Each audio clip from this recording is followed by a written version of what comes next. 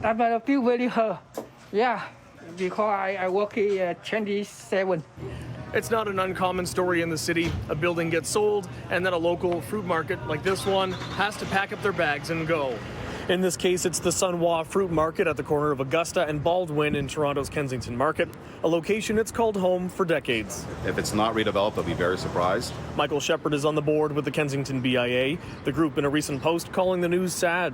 Shepard saying while the sale price is unknown, it went for market value, likely placing it over $4 million. To justify that in a business expense or a business, the property's going to have to get redeveloped probably.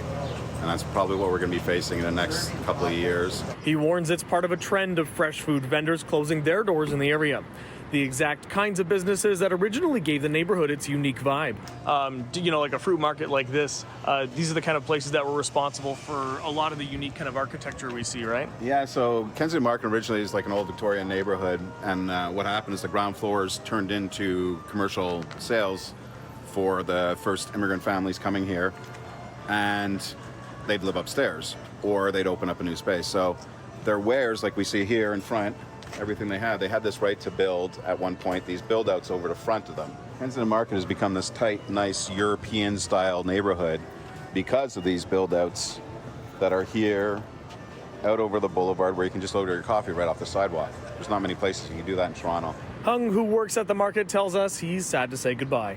Now closing, I very hurt. I send this Kensington Market, and the people like my family. They were always very helpful. It makes me feel sad. We just love this area, and we don't want it to be developed and for them to go away. Meanwhile, right across the street, Emmanuel manages a restaurant that has relied on Sun Hua for its fresh fruits and veggies for 8 years. Do you guys find it's getting harder to find a supplier these days when one closes like that?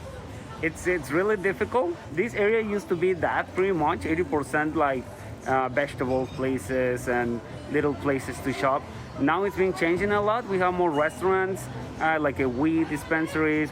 City Councillor Mike Layton saying the issue is something that has caught the attention of the city. We are exploring the use of controls over who has over chain stores in the market, but those aren't in place yet. It's not clear we have the authority to do it. We should also, and we're undertaking a heritage conservation study that will at least help address some of the real estate speculation that goes on. In the meantime, Sun Hua Fruit Market is slated to close early this August. In Kensington Market, David Zura, City News.